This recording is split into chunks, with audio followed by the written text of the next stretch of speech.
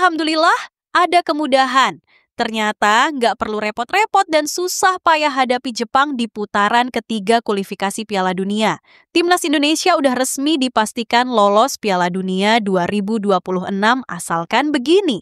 Walaupun kita sudah lolos, nah kita fokus lawan Jepang juga tetap mesti benar-benar bermain maksimal. Ya, jadi jangan karena sudah lewat, terus kita bersantai-santai, tidak. Sebelum lanjut, tolong tekan dulu tombol like dan subscribe-nya ya sayang, agar kamu nggak ketinggalan nih informasi paling update dari aku. Alhamdulillah, kabar menggembirakan datang dari dunia sepak bola Indonesia. Jalan menuju Piala Dunia 2026 kini terbuka lebar untuk timnas Indonesia. Dan yang lebih melegakan, ternyata kita nggak perlu repot-repot harus ngalahin Jepang di laga terakhir putaran ketiga kualifikasi. Yup, tim Garuda sudah resmi memastikan diri lolos ke putaran keempat kualifikasi Piala Dunia 2026 zona Asia. Ini adalah pencapaian luar biasa yang menandai momen bersejarah bagi sepak bola nasional.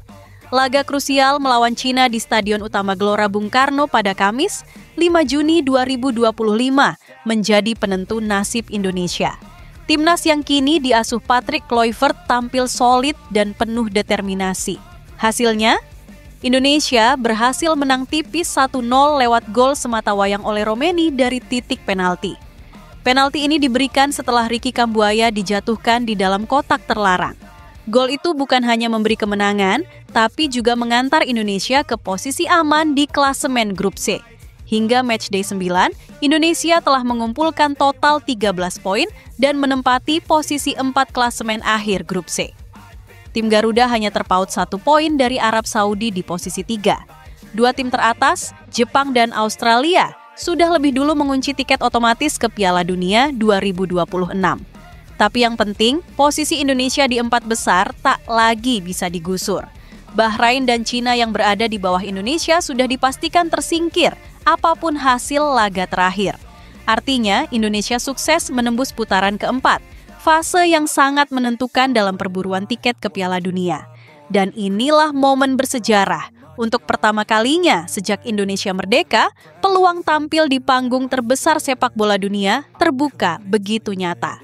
Selangkah lagi, Garuda bisa terbang ke Piala Dunia 2026 yang akan digelar di Amerika Serikat, Kanada, dan Meksiko. Nah, putaran keempat ini hadir dengan sistem yang sedikit berbeda. Tidak seperti putaran sebelumnya yang menggunakan sistem home dan away, di fase ini, 6 tim akan dibagi ke dalam 2 grup. Masing-masing berisi 3 tim. Setiap tim hanya akan bermain 2 kali, melawan 2 tim lainnya di grup mereka.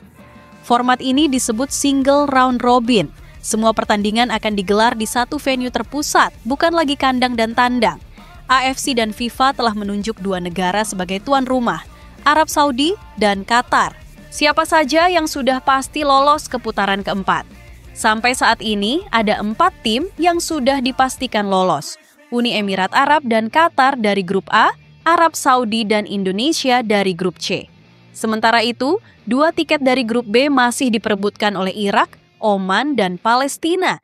Di klasemen sementara, Irak berada di posisi ketiga dengan 12 poin, diikuti Oman dengan 10 poin dan Palestina dengan 9 poin.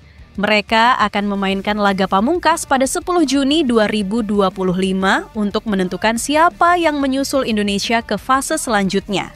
Lalu, siapa kemungkinan besar bakal jadi lawan timnas Indonesia di putaran keempat? Melihat peta klasemen dan performa tim-tim lain, Indonesia bisa saja satu grup dengan Arab Saudi atau Qatar, 2 tim kuat yang punya pengalaman di level tertinggi Asia. Namun ada juga peluang besar bertemu dengan tim-tim seperti Uni Emirat Arab, Irak, atau bahkan Oman, yang secara kualitas relatif lebih seimbang. Jika Indonesia satu grup dengan Qatar dan Irak, misalnya, peluang mencuri poin dan jadi juara grup terbuka cukup lebar. Tapi tentu saja, semua akan ditentukan pada undian resmi yang dijadwalkan pada 17 Juli 2025. Yang perlu dicatat, dari 2 grup ini, hanya juara grup yang otomatis lolos ke Piala Dunia 2026. Sementara runner-up dari masing-masing grup akan saling bertemu di babak playoff untuk memperebutkan satu tempat di babak playoff antar konfederasi. Disinilah pentingnya meraih kemenangan sempurna di 2 laga grup. Karena hanya dengan menjadi juara grup, Timnas Indonesia bisa memastikan tiket langsung ke Piala Dunia tanpa harus melalui jalur panjang dan berat di babak tambahan. Laga putaran keempat akan digelar pada bulan Oktober 2025, jadi waktu persiapan cukup singkat. Dalam jadwal padat yang hanya memberi waktu beberapa hari antar pertandingan, kedalaman skuad dan strategi pelatih Patrick Kluivert akan sangat diuji. Tidak ada ruang untuk kesalahan. Setiap poin akan sangat menentukan. Maka dari itu, seluruh elemen sepak bola Indonesia, pemain, pelatih, federasi, dan tentunya supporter harus bersatu. Mimpi tampil di Piala Dunia bukan lagi sekadar angan. Kini, itu ada di depan mata. Hanya 2 pertandingan lagi yang harus dimenangkan dan Indonesia bisa mencatat sejarah baru sebagai negara Asia Tenggara pertama yang lolos ke Piala Dunia 48 tim di edisi 2026. Kita semua tahu, jalan ke Piala Dunia bukan jalan mudah, tapi semangat Garuda tak pernah padam. Dari Stadion JBK yang penuh sorak-sorai hingga jutaan doa dari seluruh penjuru negeri, Indonesia telah menunjukkan bahwa kita pantas diperhitungkan. Di sisi lain, terus apa nih yang didapat Timnas Indonesia jika melawan Jepang meraih kemenangan? Di balik euforia kelolosan Timnas Indonesia ke putaran keempat kualifikasi Piala Dunia 2026, masih ada 1 laga tersisa yang gak kalah penting, yakni melawan Jepang di partai terakhir grup C. Meski hasilnya tak lagi menentukan nasib Garuda di klasemen, pertandingan ini tetap punya makna besar. Gak cuma soal harga diri, tapi juga soal poin FIFA yang bisa mendongkrak posisi Indonesia di ranking dunia. Pertanyaannya, apa sih keuntungan yang bisa didapat kalau Indonesia berhasil mengalahkan Jepang di kandangnya? Jawabannya, banyak. Selain jadi momen yang sangat bersejarah, karena belum pernah sekalipun Indonesia mengalahkan Jepang di level senior, kemenangan ini bisa jadi hadiah manis yang menutup fase putaran ketiga dengan gemilang. Menurut situs Football Ranking, kemenangan atas Jepang bakal membuat Indonesia panen poin FIFA dalam jumlah yang sangat signifikan. Total poin tambahan yang akan dikantongi adalah plus 21,58 poin. Dengan tambahan ini, Timnas Indonesia bisa naik ke total 1.179,3 poin dan otomatis melonjak ke peringkat 110 dunia. Gokil nggak tuh? Saat ini, setelah kemenangan atas Cina, Indonesia telah naik ke posisi 116 dunia dan masih dalam tren positif. Kalau berhasil membungkam Jepang, yang notabene merupakan tim kuat Asia dan langganan Piala Dunia, ranking Indonesia bakal naik signifikan. Artinya, Timnas kita mulai diperhitungkan di kancah internasional. Dan secara mental, kemenangan atas tim sekelas Jepang jelas akan jadi bekal berharga jelang fase krusial di putaran keempat nanti. Sebagai perbandingan, saat ini peringkat FIFA ke-109 ditempati oleh Vietnam, rival terdekat Indonesia di Asia Tenggara.